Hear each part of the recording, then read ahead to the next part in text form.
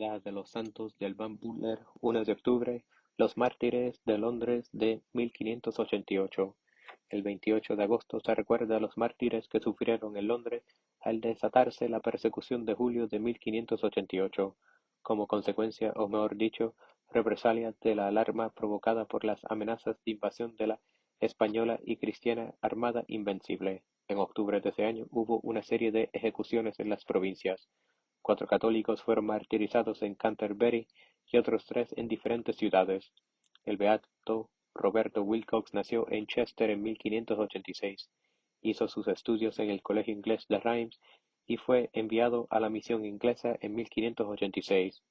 Empezó a trabajar en Kent, pero ese mismo año fue arrestado y encarcelado en Marshalsea.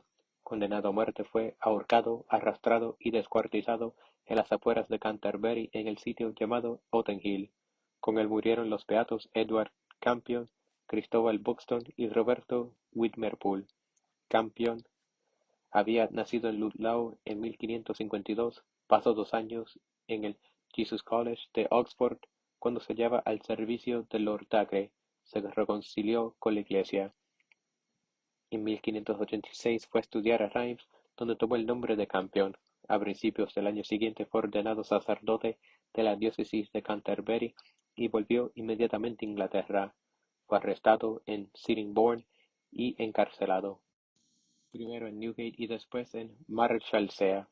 El padre Buxton era originario de Derbyshire, tuvo como profesor en la escuela al venerable Nicholas Garlick e hizo sus estudios sacerdotales en Reims y en Roma. Fue arrestado poco después de su vuelta a Inglaterra. Estos 3 sacerdotes seculares fueron condenados por haber vuelto al reino en calidad de sacerdotes. El beato Cristóbal era el más joven de los mártires. Los verdugos creyeron que conseguirían amedrentarle obligándole a presenciar el martirio de sus compañeros, pero cuando le ofrecieron la libertad al precio de la apostasía, Cristóbal replicó que preferiría morir 1000 veces antes que aceptar tal proposición. En la prisión de Marshalsea escribió un rituale que se conserva todavía como una reliquia. El señor Whitmerpool, el cuarto de los mártires de Canterbury, era un laico. Había nacido en Whitmerpool, localidad de Nottinghamshire, y había hecho sus estudios en el Gloucester Hall de Oxford, donde obtuvo el título de maestro de escuela. Durante algún tiempo fue tutor de los hijos del conde de Northumbria. Se le acusó de haber ayudado a un sacerdote al darle refugio en la casa del conde antes de ser ahorcado. El beato dio gracias a Dios por haberle concedido el privilegio de morir por la fe en la misma ciudad que Santo Tomás Becket. El mismo día fueron ejecutados en Chichester los beatos Rodolfo Crockett y Eduardo James, y el beato Juan Robinson en Ipswich. Los 3 eran sacerdotes seculares y esa fue la causa de su condenación. Crockett y James fueron arrestados en el barco en que se dirigían a Littlehampton en abril de 1586. El primero había nacido en Barton-on-the-Hill, en Cheshire, y había hecho sus estudios en el Christ's College de Cambridge y en Gloucester Hall de Oxford. Había ejercido en Anglia del Este el cargo de maestro de escuela antes de pasar al colegio de Reims.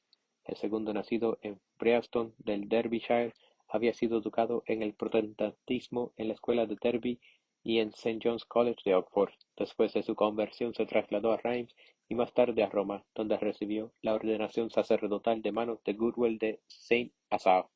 Ambos beatos fueron arrestados y conducidos a la prisión de Londres. Ahí permanecieron más de 2 años y medio.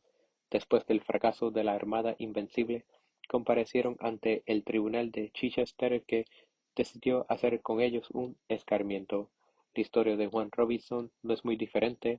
Había nacido en Ferensbury en el Yorkshire. Cuando quedó viudo, pasó a Reims, donde su hijo Francisco estudiaba también para el sacerdocio. Recibió la ordenación sacerdotal en 1585. Fue arrestado en cuanto puso el pie en tierra inglesa. Después de pasar algún tiempo en la prisión de Clink, en Londres, compareció ante el tribunal que le condenó a muerte. El día en que llegó a Ipswich la autorización oficial para la ejecución, el beato se llenó de alegría, regaló todo su dinero al portador de la autorización y cayó de rodillas para dar gracias a Dios.